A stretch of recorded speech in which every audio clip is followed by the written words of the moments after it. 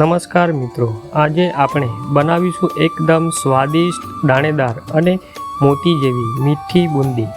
બુંદી સરસ મીઠી તથા રસદાર કેવી રીતે બનાવવી એ આજે જાણીશું. પ્રસાદ માટે બેસ્ટ બુંદી તૈયાર કરીશું. બુંદી બનાવવી એકદમ આસાન છે, જે પ્યોર બેસનથી બને છે. આ રેસીપી આપણે એકદમ માપ સાથે બનાવીશું. જે બેસનના પેકેટ ઉપર સુપરફાઇન લખ્યું હોય તે બેસનનો ઉપયોગ કરવો નહીં, નોર્મલ બેસનનો ઉપયોગ કરવો. પહેલાં તો બેસનને આપણે ચારી લઈશું.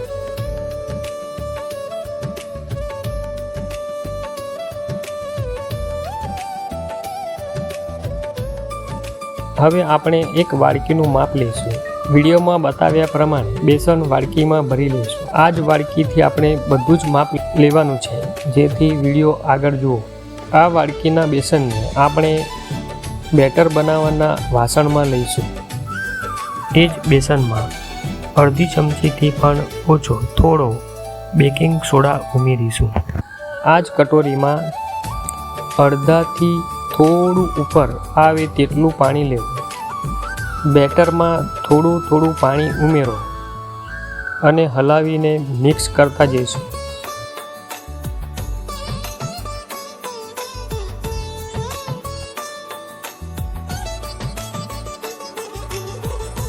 વિડીયોમાં બતાવ્યા પ્રમાણે બેટર બનાવતા જઈશું. એક જ દિશામાં ફેરવતા રહી બધું બેટર બનાવીશું. થોડું પાણી ઉમેરવાથી તેમાં લમ્સ રહેતા નથી. સતત 4 થી 5 મિનિટ સુધી હલાવતા જઈશું. વચ્ચે બેટરની થિકનેસ જોતા રહીશું. 5 મિનિટ સુધી ફેટીશું તો બેસનનો કલર બદલાઈને વ્હાઈટ થવા લાગશે. બેટર થોડું થીક લાગે તો 2 ચમચી જેટલું પાણી ઉમેરીને હલાવીને મિક્સ કરી લે. આ રીતના બેટર તૈયાર કરી લઈશું.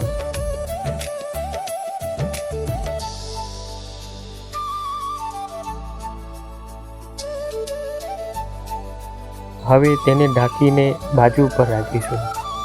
બાકીની તૈયારી કરીશું.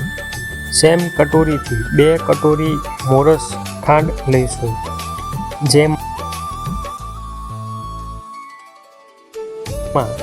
પાણી 1 આખી અને અડધી એમ 1.5 કટોરી પાણી ઉમેરીશું.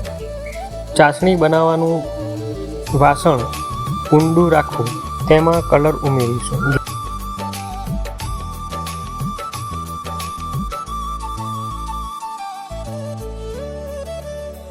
ગેસ ચાલુ કરીને તેને ગરમ થવા દઈશું. કેસર અથવા કલર ઉમેરી શકાય. ઇલાયચી પાવડર ઉમેરીશું. વિડીયોમાં બતાવ્યા પ્રમાણે ચાસણીમાં 1 ઉકાળ આવવા દેવાનો છે. જ્યારે ચાસણી ઉકળવા લાગે ત્યારે 1 મિનિટથી વધારે ઉકળવા દેવાની નથી. જો બુંદી રસદાર અને સોફ્ટ બનાવવી હોય તો ચાસણી 1 મિનિટથી વધારે ઉકાળવી નહીં. વધારે ઉકાળશો તો ચાસણી બુંદીમાં ભરાશે નહીં. ચાસણી જાડી થઈ જશે તો ફક્ત બુંદીમાં ઉપર લેયર બનશે અને અંદરથી કડક રહેશે. ચાસણી બને એટલી પાતળી રાખવી. ચાસણી ઉકળવા લાગી છે, થઈ છે એટલે આપણે ગેસ બંધ કરી દઈશું. બુંદી બનાવવા માટે આગળ વધીશું. ગેસ ચાલુ કરી કઢાઈમાં તેલ લઈશું. ગેસ હાઈ પર રાખીશું અને તેલ ગરમ કરી દઈશું. ગેસ મીડિયમ પર રાખી વિડીયોમાં બતાવ્યા પ્રમાણે જારો લઈશું. બેટરને થોડું હલાવી જારાને કઢાઈના લેવલમાં રાખીને જારા ઉપર બનાવેલું બેટર પાડીશું. તમે જોઈ શકો છો આપણી બુંદી એકદમ પરફેક્ટ બની રહી છે. કઢાઈમાં સમાય એ મુજબ પાડી. વધારે પાડશો તો બુંદી એકબીજા સાથે ચોંટી જશે.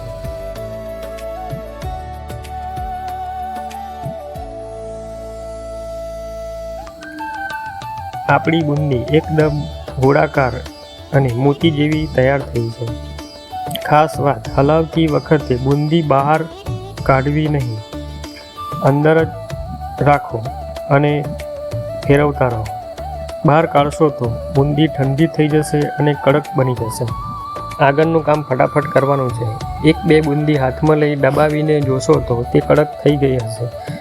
વિડીયોમાં બતાવ્યા પ્રમાણે બુંદી કાઢવા માટે કઢાઈમાંથી જેટલું બને તેટલું જલ્દી તેલ નિતારીને તરત જ ગરમ બુંદીને ચાસણીમાં ડુબાડી દઈશું.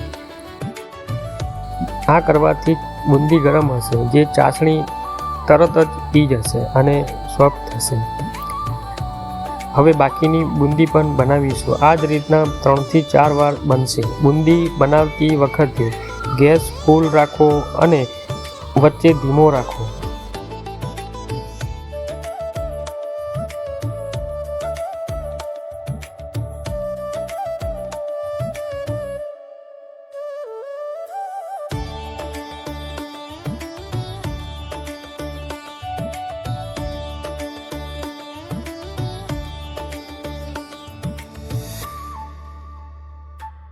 જો ચાસણી ઠંડી પડી જાય તો થોડી વારમાં 30-40 સેકન્ડ ગેસ ચાલુ કરી ગરમ કરતા રહેવું. વધારે જાડી થાય તો થોડું પાણી ઉમેરી. આ જ રીતના આપણી બીજી વારની પણ બુંદી તૈયાર થઈ ગઈ છે. તેને પણ ચાસણીમાં ડુબાડી લઈશું.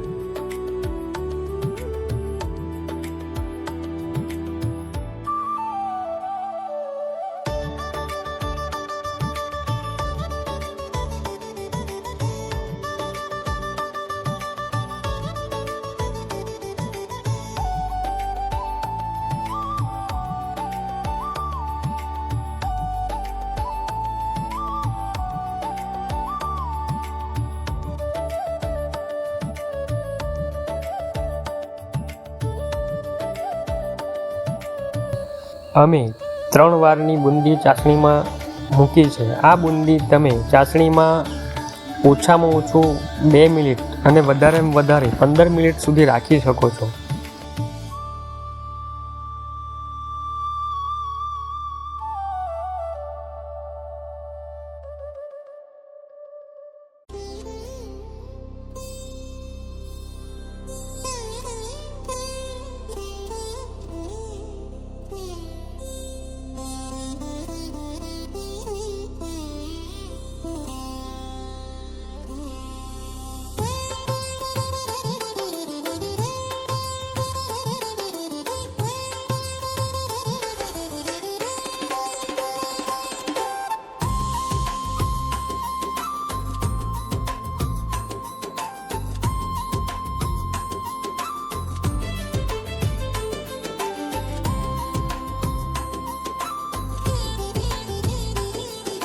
ચાસણી બુંદીમાં ભરાઈ ગઈ છે એટલે તેને બહાર કાઢીશું, જેથી બાકીની બુંદી પણ આપણે સરળતાથી ડુબાડી શકીએ. તમે જોઈ શકો છો કે આપણી બુંદી એકદમ મોતી જેવા દાણા સાથે તૈયાર થઈ છે. તમે કલર પણ જોઈ શકો છો અને હાથથી દબાવીને જોઈશું તો એકદમ સ્મૂથ અને રસદાર બુંદી આપણી તૈયાર છે. જે ડીશમાં આપણે બુંદી કાઢી હોય તે ડીશને એક બાજુથી ઢાળ આપીશું, જેથી તેમાં વધારાની રહેલી ચાસણી એક બાજુ થઈ જશે. જે ચાસણી આપણે બાકીની બુંદી બનાવવા માટે તે જ ચાસણીમાં ઉમેરી લઈશું. આ બુંદીને તમે 8થી 10 દિવસ સુધી ઉપયોગ કરી શકો છો અને તેને પ્રસાદ માટે કોઈ વાર તહેવારે બનાવી પરિવાર સાથે આનંદ માણો. અમારો આ વિડીયો તમારા પરિવારમાં શેર કરો. અમારી આ ચેનલને સબસ્ક્રાઈબ કરો. મળીશું મજેદાર વિડીયો સાથે. આભાર.